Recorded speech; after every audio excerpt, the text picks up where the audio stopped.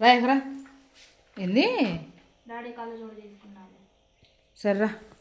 అవమానం మనల్ని కూల్చడానికి రాదు, లేవదీయడానికి వస్తుంది. చిన్న చూపు నీ విలువ తగ్గించదు, కానీ నీ విలువ నిరూపించుకోవడానికి నీకు ఒక అవకాశం ఇస్తుంది. గాయం ఇచ్చే మాటలు తాత్కాలికం, కానీ ఆ గాయంతో పుట్టే గెలుపు శాశ్వతం. నిన్ను తక్కువగా చూసిన వాళ్ళు రేపు నీ గెలుపుకి చప్పట్లు కొడతారు. అవమానం ఒక బలహీనత కాదు, అది గెలుపుకి ఇచ్చే బహుమతి. చిన్న చూపు ఒక నీడ మాత్రమే, నీ కష్టం వెలుగు దాన్ని చెరిపేస్తుంది. మనల్ని ఎగతాళి చేసిన మాటలే మన గెలుపు కోసం మనలో అగ్నిని రేపుతాయి. చిన్న చూపు చూసిన వాళ్ళు మరచిపోతారు, కానీ ఆ చూపే మన విజయానికి కారణమవుతుంది. అవమానం శత్రువు కాదు, అది మన గెలుపు తలుపు తెరవడానికి తాళం చెవి. ఒకసారి అవమానం అనుభవించిన వాడు గెలుపు విలువ నిజంగా తెలుసుకుంటాడు. నిన్ను నవ్వుకున్న వాళ్ళ నవ్వులు తాత్కాలికం, నీ గెలుపు శబ్దం శాశ్వతం. అవమానం అగ్ని లాంటిది, దాన్ని ఓర్చుకో, భరిస్తే అది విజయానికి శక్తి అవుతుంది. చిన్న చూపు అనేది ఓటమి కాదు, అది గెలుపు కోసం ఒక పాఠం మాత్రమే. ఎవరు నిన్ను తక్కువ చేశారో వాళ్ళకే నీ విజయం పెద్ద సమాధానం అవుతుంది.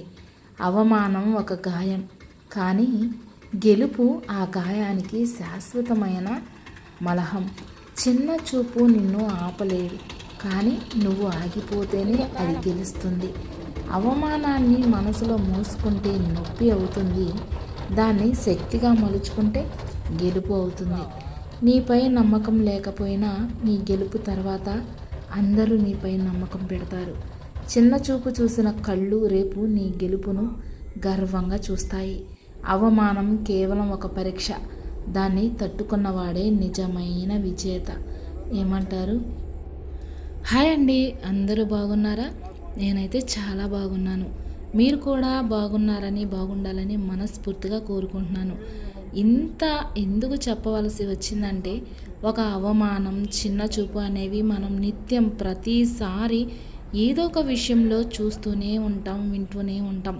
మనం రియల్గా కూడా అనుభవించే ఉంటాం. కొన్ని సందర్భాల్లో చాలామంది ఎదుటి వారిని అవమానించడమే పనిగా పెట్టుకుంటారు. కానీ అవమానించే వాళ్ళని అవమానించనివ్వండి, కానీ మీ పని మీరు చేసుకుపోండి. వాళ్ళకి ఎలా బుద్ధి చెప్పాలో అలా బుద్ధి చెప్పండి మీ గెలుపుతో. ఇక్కడ మేమైతే నూజివీడు వెళ్ళాము. నూజివీడు మెయిన్ గేటు ఎంట్రన్స్ అన్నమాట. ఇది నూజివీడు వెళ్ళాము. ఎందుకు వెళ్ళాము? మా అమ్మాయికి శ్రీకాకుళంలో IIITలో సీట్ వచ్చిందనమాట. 10th క్లాస్ ఫస్ట్ ర్యాంక్లో వచ్చింది. School first Prathipadu government high school అనమాట. అందువల్ల తనకి మేము IIITలో అప్లికేషన్ ఆన్లైన్లో పెడితే తనకైతే సీట్ వచ్చింది. ఇంకా మేము కౌన్సిలింగ్ డేట్ ఇచ్చారు, వెళ్ళాము. శ్రీకాకుళంలో సీట్ వస్తే నూజివీడు ఎందుకు వెళ్ళారని చెప్పి అనుకోకండి, మాకు కౌన్సిలింగ్ నూజివీడు ఇచ్చారనమాట. కాబట్టి మేమైతే నూజివీడు వెళ్ళాము. ఇందాకలా చూసింది నూజివీడు స్టూడెంట్స్కి మెయిన్ ఎంట్రన్స్ గేట్ అనమాట. అది శ్రీకాకుళం వాళ్ళకి వేరొక గేట్ ఉంది, అందులో నుండి వెళ్ళాలి. మేము శ్రీకాకుళం గేట్లో నుండి మేము లోపలికి వెళ్ళాము. అక్కడ కౌన్సిలింగ్ అయితే 2 స్టెప్స్లో జరిగింది. ఎలా జరిగింది ఏంటి అంటే, చాలా నిజంగా ఆ 1 డే ఎక్స్పీరియన్స్ అనమాట. లైఫ్లో 1 డే ఒక మంచి లైఫ్ అంతా కూడా గుర్తుండిపోయే ఒక ఎక్స్పీరియన్స్. మేము ఇప్పుడు వెళ్ళేటప్పుడు ఎంత ఫ్రెష్గా వెళ్ళామో, తిరిగి వచ్చేటప్పటికి మేము ఎలా తయారయ్యాము ఏంటి అన్నది మీరు వీడియో మొత్తం కూడా చూడండి. ఎంత కష్టపడితేనో ఈ యొక్క ఆ గేటు తొక్కేటువంటి అవకాశం వచ్చింది. ఇంత అవమానాల గురించి, చిన్న చూపు గురించి ఎందుకు మాట్లాడాను అంటే, అలాంటివి మేము జీవితంలో ఎన్నో ఎదుర్కొన్నాము. మా జీవితం ఒక పూరి గుడిసె దగ్గర నుండి మొదలైందనమాట. అలాంటివి చెప్పాలి అంటే చాలానే ఉన్నాయి. రానున్న ముందు వీడియోల్లో చెప్పే ప్రయత్నం చేస్తాను. ఎంతమంది ఎలా అవమానించారు, ఎలా చిన్న చూపు చూశారు అంటే, మన దగ్గర డబ్బు ఉంటే ఒక విలువ, డబ్బు లేకపోతే ఒక విలువ. మనకి సొంత ఇల్లు ఉంటే ఒక విలువ, సొంత ఇల్లు లేకపోతే ఒక విలువ. మనకి బంగారం ఉంటే ఒక విలువ, బంగారం లేకపోతే ఇంకో విలువ. ఆడవాళ్ళ ఒంటి మీద ఉండేటువంటి బంగారాన్ని బట్టి వాళ్ళకి విలువ, బంగారం లేని వాళ్ళకి ఒక విలువ ఉంటుంది. అలాగే ఇంట్లో ఉద్యోగం చేసే పిల్లలు ఉంటే ఒక విలువ, చెయ్యని పిల్లలు ఉంటే ఇంకొక విలువ. కాబట్టి ప్రతీదీ కూడా ఒక అవమానం, చిన్న చూపు ఇలాంటి వాటి నుండి మ్యాక్సిమం 100కి 75% జనాలు చాలా ఇబ్బంది పడుతున్నారన్నమాట. అలాంటి అవమానాలు, చిన్న చూపుల నుండి చాలామంది చాలా విజయాలు సాధించారు. మిమ్మల్ని ఎవరో ఏదో అన్నారని, మిమ్మల్ని ఎగతాళి చేశారని, మిమ్మల్ని చూసి నవ్వుతున్నారని, మీ స్థాయి సరిలేదని, మీకు ఆస్తి లేదని, మీకు ఇల్లు లేదని, మీకు బంగారం లేదని ఎంతమంది ఎన్ని మాటలు అన్నా సరే అసలు పట్టించుకోకండి. మీ పని మీరు చేసుకుపోండి, ముందుకైతే వెళ్ళండి. జీవితంలో ఎక్కడ ఎప్పుడు ఎవ్వరి మాట కోసం కూడా ఆగిపోవలసిన అవసరం అయితే లేనే లేదన్నమాట. ఎందుకు అంటే ఎప్పుడు సమాజం ఏదో ఒక విషయం మాట్లాడుతూనే ఉంటుంది. ఇదేనండి శ్రీకాకుళం వాళ్ళకి ఎంట్రన్స్ గేట్ అనమాట. ఇక్కడ కనిపిస్తుంది కదా, ఈ గేట్లో నుండి లోపలికి వెళ్ళాలన్నమాట. అక్కడ వాచ్మెన్ దగ్గర సైన్ అవి చేయాలి. వాళ్ళు చెప్పారు మీరు చాలా ఆలస్యంగా వచ్చారు అని చెప్పి. అప్పటికే మేము వెళ్ళేసరికి 8 గంటలు అయింది. మేము ఇక్కడ 5:30కి బయలుదేరితే 8 గంటలకే ఆలస్యం అని చెప్పాడు. అంటే 4ంటికి చాలామంది, అలాగే అంతకు ముందు రోజు రాత్రే చాలామంది వచ్చి గెస్ట్ హౌస్లో వెయిటింగ్ చేశారని చెప్పి తెలిసింది మాకు. ఇలా అనుకున్నట్లయితే చక్కగా మేము కూడా 3కి అలా లేచి ఆ 6 కల్లా అక్కడికి వెళ్ళే వాళ్ళం అని అనిపించింది. 8కి వెళ్ళిన పాపానికి మేము సాయంత్రం బయటకు వచ్చేసరికి 6 అయింది. ఖచ్చితంగా వ్యాన్ ఎక్కేసరికి 5:30కి అయిపోయిందనమాట కౌన్సిలింగ్ మాకు, మా అమ్మాయికి. మిగిలిన ఇంకా ఇప్పుడు వెళ్ళే ఇదంతా కూడా శ్రీకాకుళం వాళ్ళకండి. ఈ రోడ్లు అంతా కూడా కాలేజ్ అంటే ఎంత నీట్గా ఉంటుందంటే అంత నీట్గా ఉంది. చక్కగా సిమెంట్ రోడ్లు వేశారు, మంచిగా చెట్లు ఉన్నాయి చుట్టూ కూడా.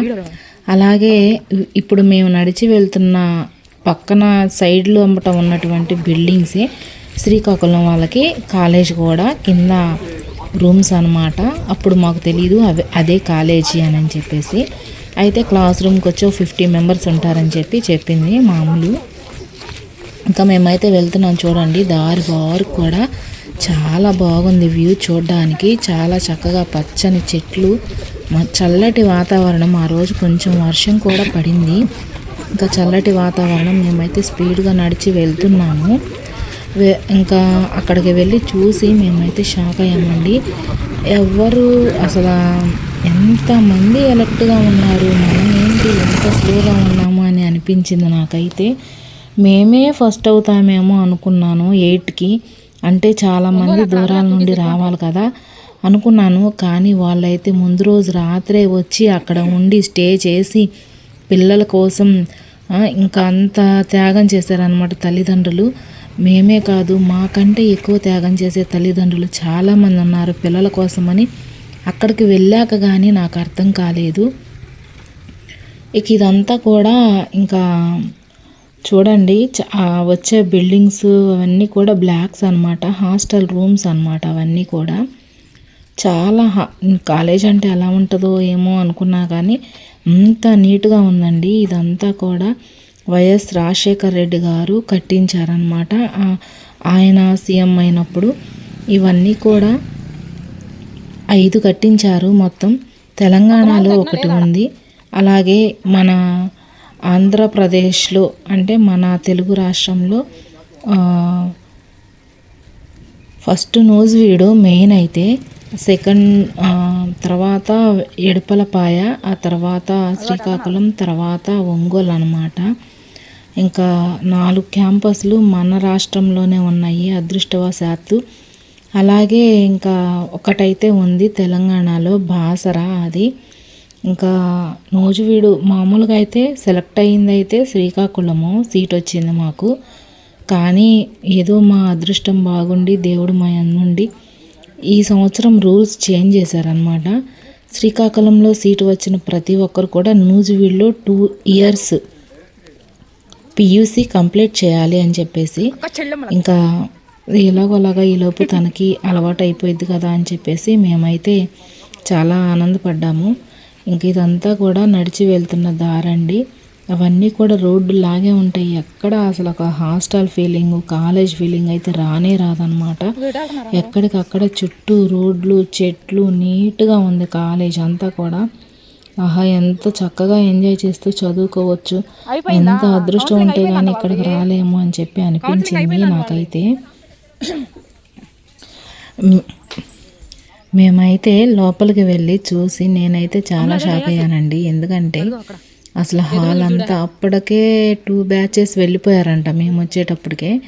మాది 3 బ్యాచ్, ఇంకా 4th బ్యాచ్ వాళ్ళు ఉన్నారు. పాపం వాళ్ళు నాకు తెలిసి నైట్ 8 అయి ఉంటుంది వాళ్ళకి కౌన్సిలింగ్ అయిపోయేసరికి. మేము 3లో పడ్డామంటే మధ్యాహ్నం కౌన్సిలింగ్లో పడ్డామన్నమాట.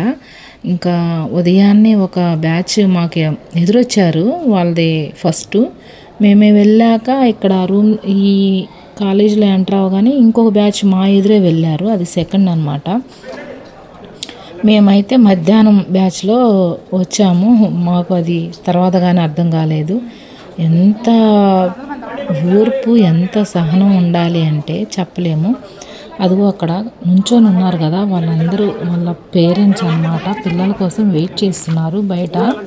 వాళ్ళు కౌన్సిలింగ్ అంటే ఇక్కడ 2 రకాలుగా జరుగుతుందన్నమాట. ఇక్కడ హాల్లో జరిగే కౌన్సిలింగ్ వేరు, ఆడిటోరియంలోకి తీసుకువెళ్తారు. అసలుది అక్కడ ఉంటుంది, కానీ నాకైతే తెలియదు అనమాట.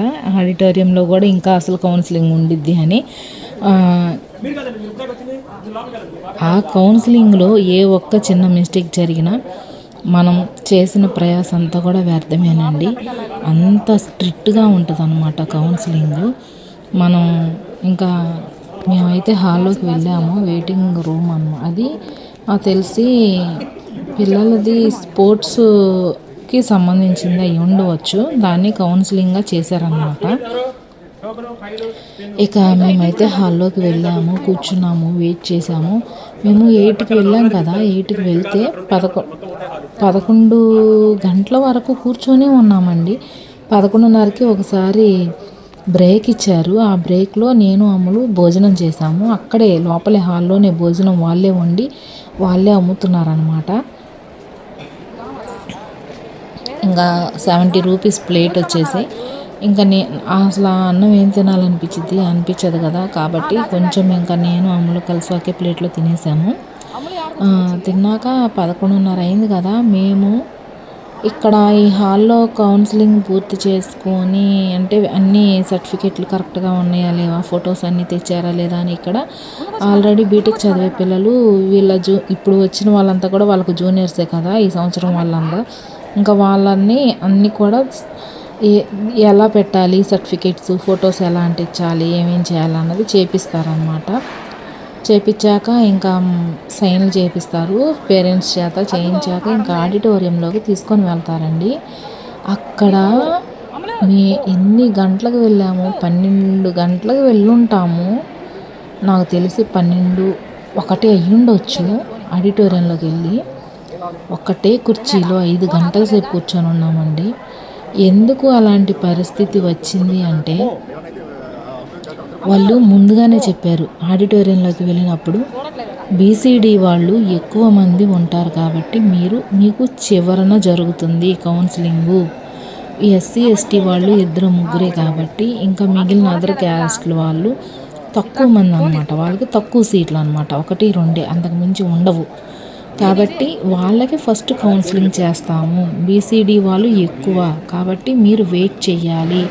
మేము ముందు వచ్చాము, మాకు ఫస్ట్ కౌన్సిలింగ్ చేయండి అని అంటే కుదరదు. కాబట్టి మీరు ఇంకా వెయిట్ చేయాల్సిందని చెప్పారు. ఇంకా అక్కడ మెట్ల మీద కూర్చొని ఉన్నారు కదా, వాళ్ళంతా కూడా బ్యాచ్లుగా కూర్చొని ఉంటారనమాట. బ్యాచ్ల వారీగా ఇంకా ఆ మెట్ల మీద నుండి ఇటు చివరి మెట్ల మీదకి, ఆ మెట్ల మీద నుండి మళ్ళీ కుర్చీలోకి అలా వస్తారనమాట. అలా వచ్చి ఆ తర్వాత మళ్ళీ ఇదే హాల్లో ఫస్ట్ మెట్ల మీదకి వెళ్ళి కూర్చుని డైరెక్ట్ ఆడిటోరియంలోకి వెళ్ళిపోతారు.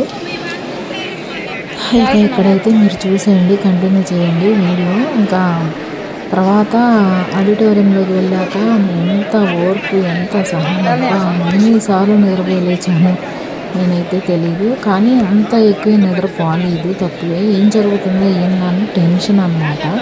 అందరికీ కౌన్సిలింగ్ జరుగుతుంది. బీసీడీ వాళ్ళు మాత్రం 10-12 మంది పిల్లలు ఉన్నారు, వాళ్ళకి మాత్రం లాస్ట్ అని చెప్పారు. ఇంకా మా వారైతే అసలు చాలా ఓర్పు, అసలు ఇంకా ఆయనకి బీపీ రేజ్ అయిపోతుంది అనమాట టైం గడిచే కొద్దీ. ఇంకా ఏవో ఈ చిన్న చిన్న మిస్టేక్లు జరిగినాయేమో అని చెప్పి భయం వేసింది, కానీ ఏం లేదు.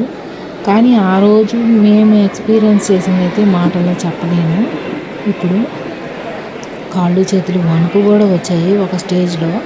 ఎందుకు అంటే ఏమో ఏ మిస్టేక్ జరిగిందో సర్టిఫికెట్స్లో అని చెప్పేసి. ఇంకా కానీ అదేం లేదు, చక్కగా అన్నీ అయిపోయాయి. నేను వీడియో మొత్తం తీసాను, కానీ పైన ఇంకా ఇంకొక కౌన్సిలింగ్ ఉందండి. అన్నీ కంప్యూటర్లేనమాట.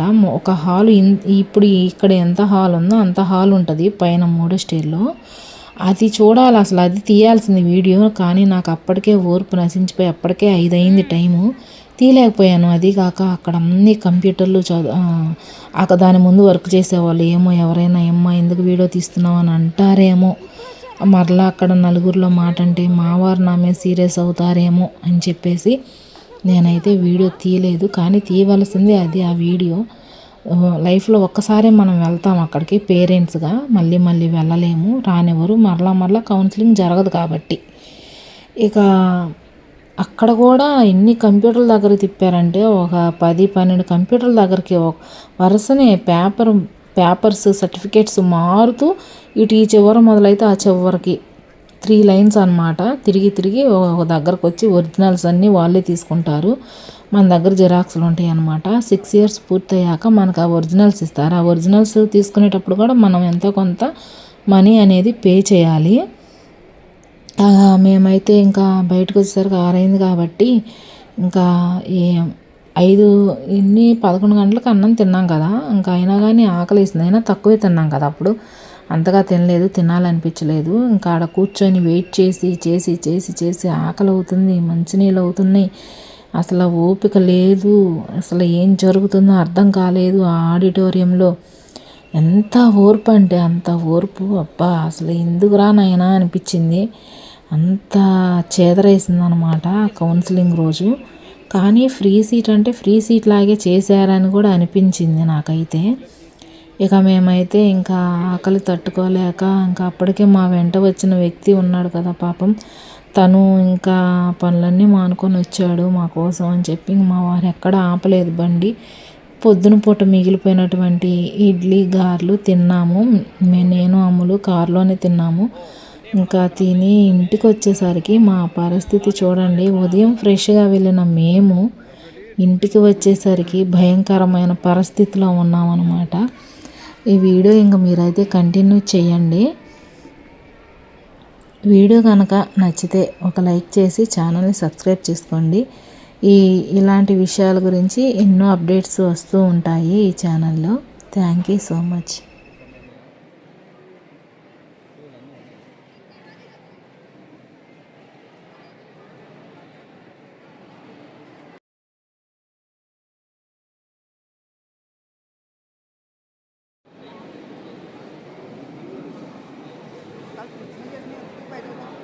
ఫోన్ చేస్తుంది.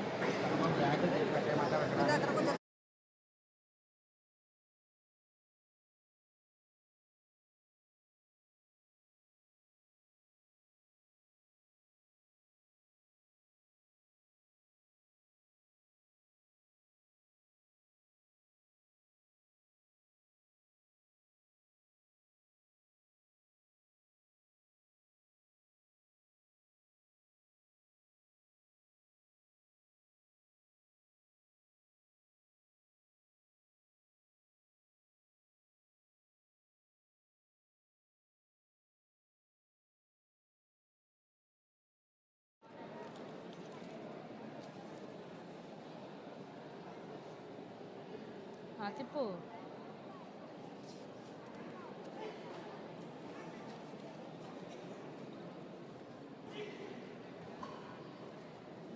వద్దు, ఆ డీటెయిల్స్ వద్దు, ఓన్లీ ఫొటోస్. ఎందుకమ్మా అంత దగ్గర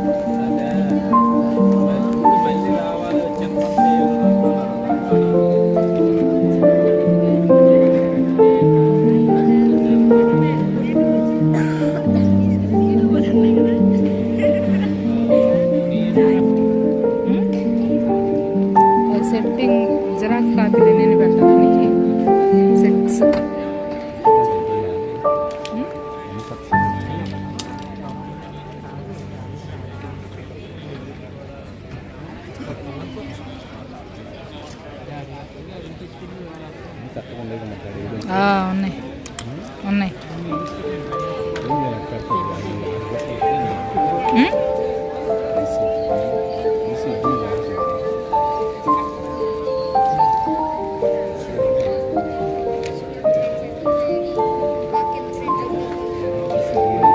వచ్చింది వీళ్ళందరూ వెళ్ళిపోవాలి. ఇప్పుడు ఎస్టీ వాళ్ళు వెళ్ళారు, ఎస్సీ వాళ్ళు వెళ్ళారు, తర్వాత బీసీ, బీసీఏ, బీసీబీ, బీసీడీ,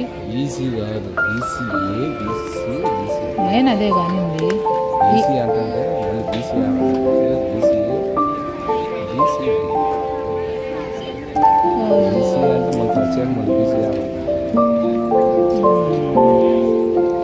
అర్థం చేసుకోవడం రాకపోతే ఎవరేం చేయలేరు.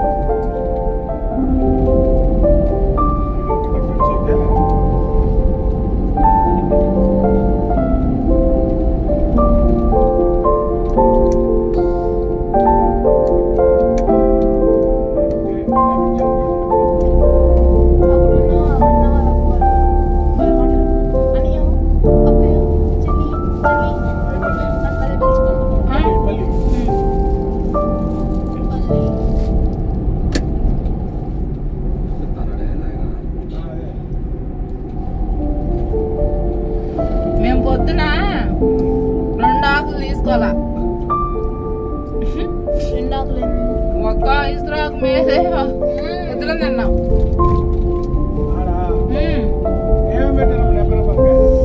అన్నము, బంగాళదుంప పచ్చడి, సాంబారు, పెరుగు. ఏం లేదు.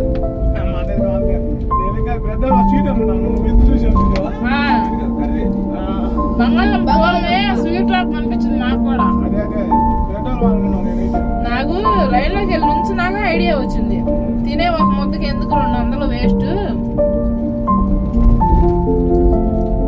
అని ఒక్క ఇస్త్రాకులోనే అన్నం ఎక్కువ పెట్టించి అదే ఇద్దరం రెండోసారి వెళ్ళినా మళ్ళీ పెడతామన్నారు.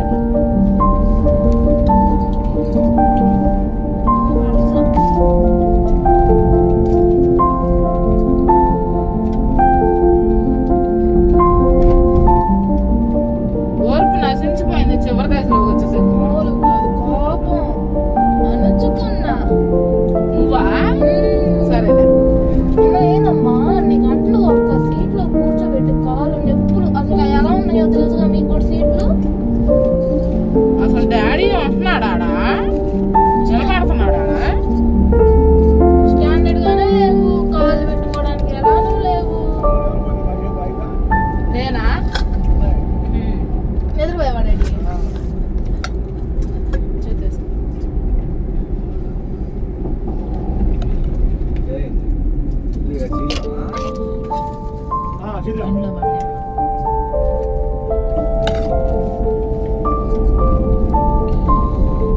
ఈ పిల్ల పల్లె ట్యాంక్ చేసింది ఫోన్ అలా ఇసుకుంటే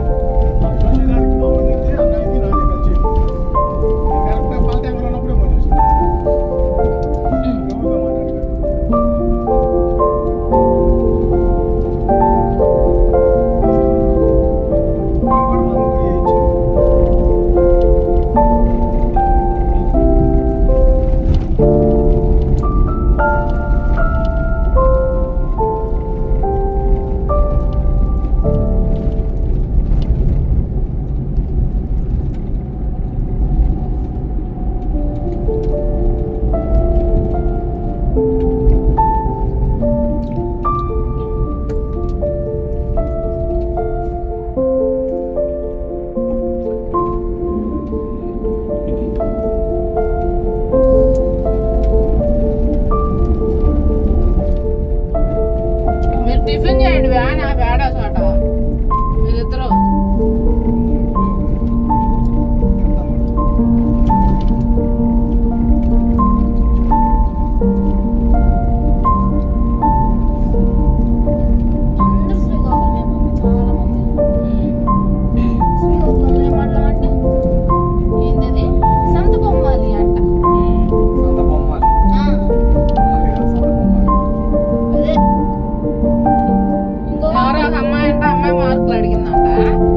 చెప్పిందంట నీ మార్కులు ఏంటంటే కళ్ళు అటు ఇటు తిప్పి మొహం అటు ఇటు తిప్పి మూత అటు ఇటు తిప్పి 577 అని చెప్పిందంట.